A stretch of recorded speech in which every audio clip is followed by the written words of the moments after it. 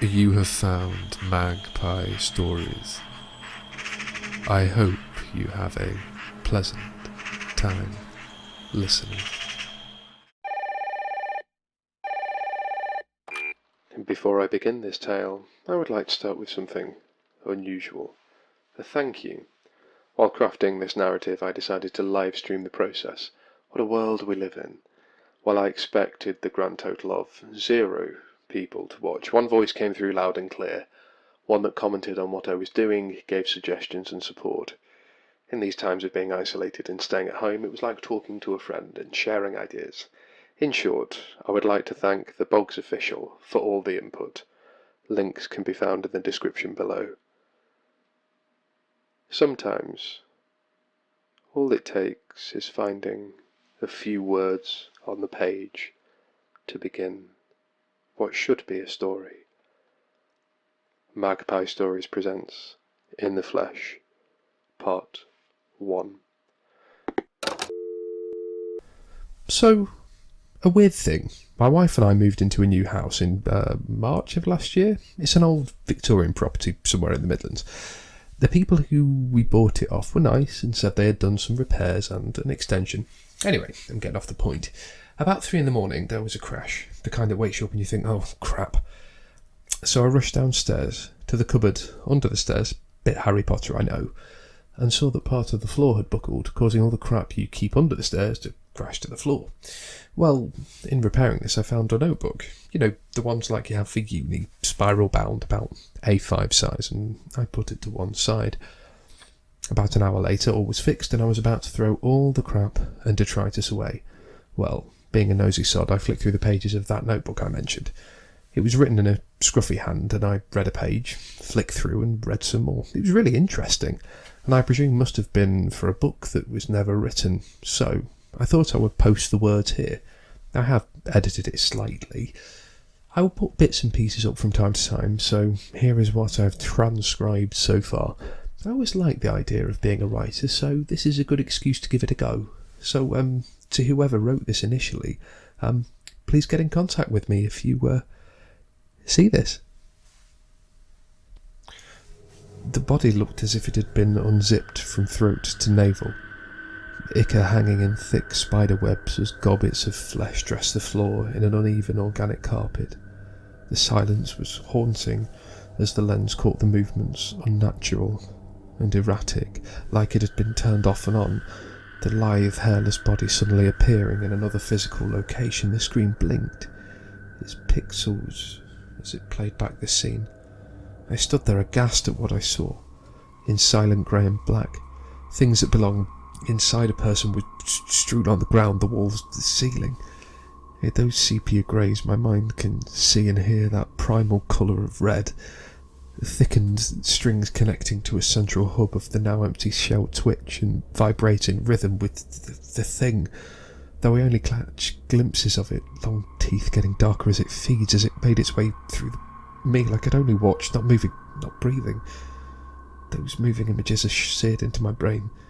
Even now I can list off the features as I remembered them from that cold and silent screen, the distended, pale belly constantly stretching as more organic material was jammed into its maw, the widening throat, the disturbing rippling movements from under its skin. It had more appendages than it should have, but the movement made it hard to count, the legs of which there were several terminated in feet, but no toes, just blade-like edges that caused gouges in the stonework, forcing it into a permanent predatory crouch. The slitted holes in the head above and below the mouth flared, constantly twitching like antennae in what looked like excitement. The tongue vomited from the mouth, branching like the roots of a tree, appearing black on the screen, wrapping around the remnants of the person that had only, apparently moments ago, been whole. It ate them from the feet up. The final progression was to the head, the prehensile, forking and branching tongue wrapped delicately around the skull. It must have exerted a huge pressure, bone glinted and finally erupted from the thin covering of skin. For a moment the eyes bulged, expanding like the eyes of a tarsier. The maw opened again, the belly distended further, and the head disappeared. It just disappeared. This being then hovered in the gloom, taking in all the organic material. No trace of the person was left. Things disappeared, blood, bile, nails, hair, all gone, even the clothing. And I was staring at a blank screen. The one that only, some time ago had contained a frightened-looking person pacing backwards and forwards on the M1 line. I was a tourist to this part of the world, clutching my own paper book of metro tickets, 3 of the 10 sheets neatly punched with regular polygonal shapes to void their use.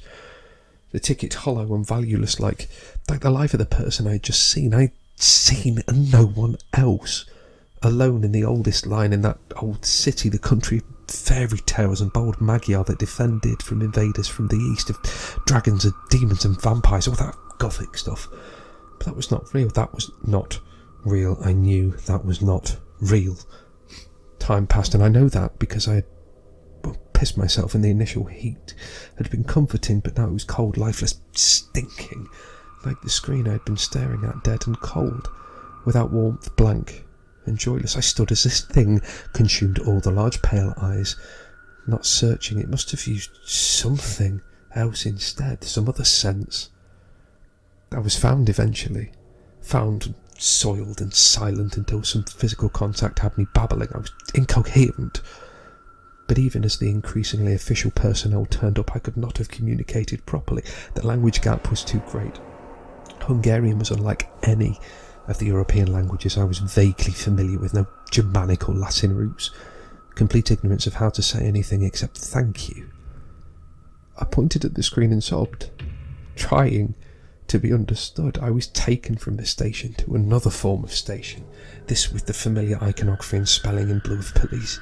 In broken English, I was told various things. I was locked in a room with a cup of water and a table, my laces, belt and anything stringy was removed. My heart was still beating erratically, and I had been given grey soft trousers to wear. In the reflection of a mirror, I saw just how hollow and pale I looked. My fight or flight response was totally gone. I just wanted to be away from the images and memory of that thing. The door handle moved slowly, being tested. The agonising soft sound of metal grinding against metal was being resonated within my brain, each sound, each movement being consciously checked for danger. Imagine all your senses on high alert all the time. The shock and constant flooding of adrenaline from your body telling you something is wrong. After a shock, the body recovers over time, I'm told. The door flung itself open. I screamed, I yelled, but I could not move. I forgot what happened next. My conscious memory was explaining about the experience as faces turned from one emotion to the other, from sympathy to concern to nods and sighs. All of them, I would come to realise, were ones that were faked. The concern for me were really just the signs of those who wanted to ensure that there was no mania that could burst out of control. I was asked, "So, this person you saw?" Open-ended questions and doubt. "You cannot really think that." I begged. I pleaded for them to look at the tapes, the screen I had been looking at.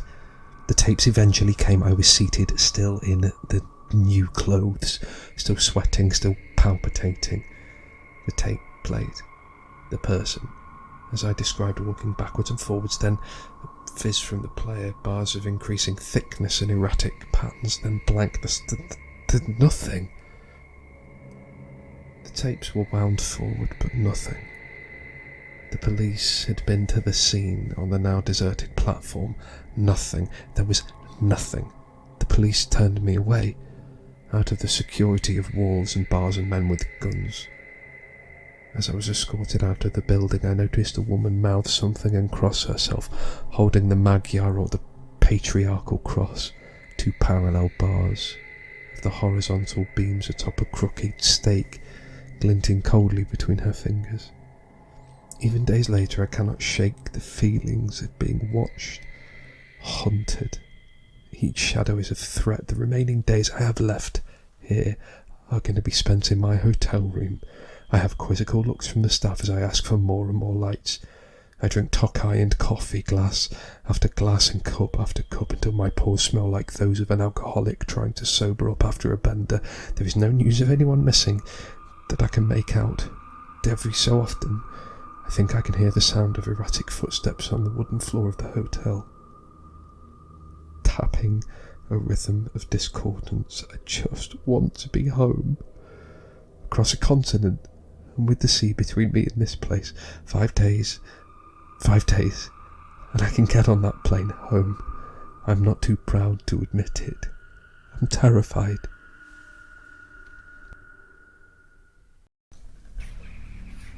Thank you for listening to Magpie Stories. If you enjoyed this tale, please subscribe, like, and leave a comment. You'll hear from me again soon.